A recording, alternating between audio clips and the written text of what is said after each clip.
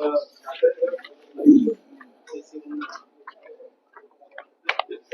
5 minute आपण थांबूया. काही महत्वाची मंडळी येते. विचार साहेब थोडं दुसऱ्या मीटिंग मध्ये आहेत, ते आटोपले की येतील.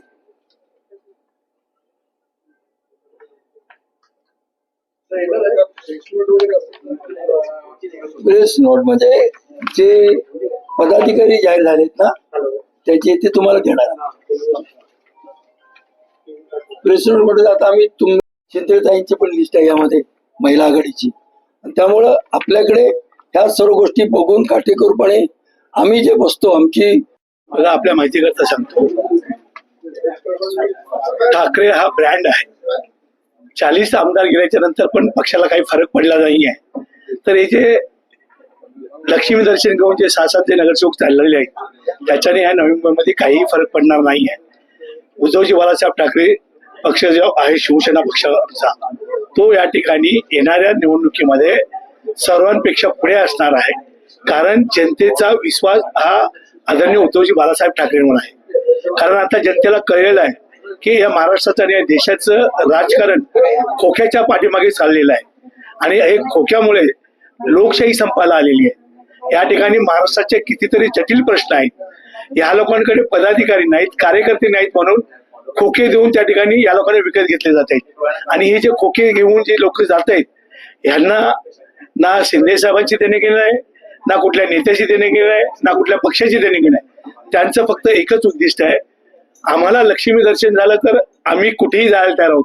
अन्य पक्षाच्या नेत्यांनी जर त्यांना ज्या समोरच्यांनी जेवढे खोके दिले त्याच्यापेक्षा आणखी जास्त खोके दिले तर उद्या तिथेही पडणार आहेत.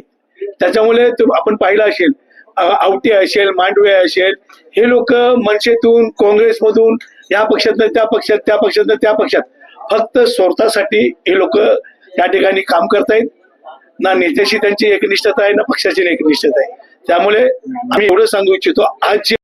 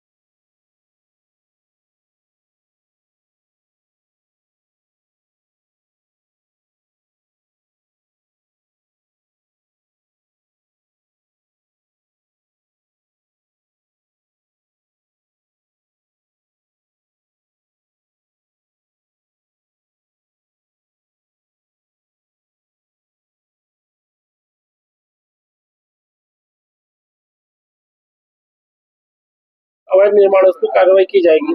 इसके बारे में आपको क्या जानकारी है? क्या क्या पार्टी बदललंय का?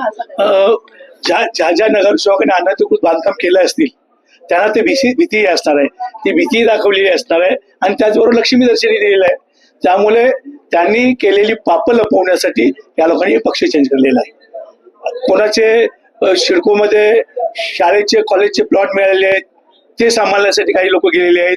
कोणाच्या अनधिकृत बिल्डिंग बांधलेल्या आहेत त्या थांबवण्यासाठी त्या बिल्डिंगही थांबणार. कोणाची ईडीची इन्क्वायरी चालू आहे, कोणाची अँटी करप्शनची इन्क्वायरी चालू आहे, कोणाच्या बिल्डिंग ज्या आहेत त्या तुटू नाहीत आणि तुटू पण नाहीत. आणि त्यांना आता कळलेलं आहे की जनता आम्हाला या ठिकाणी निवडून देणार नाही, म्हणून जे काय मिळतंय, जे काय लक्ष्मी दर्शन घेऊन या ठिकाणी पलपुटेपणा केलेला आहे. ह्या लोकांची सवयच आहे, जिधर बोजा उधर सोजा. तर येणाऱ्या भविष्यामध्ये या लोकांना नवी मुंबईची जनता, जो मतदार राजा आहे, तो त्यांना त्या ठिकाणी त्यांची जागा दाखवल्याशिवाय त्या ठिकाणी राहणार नाही.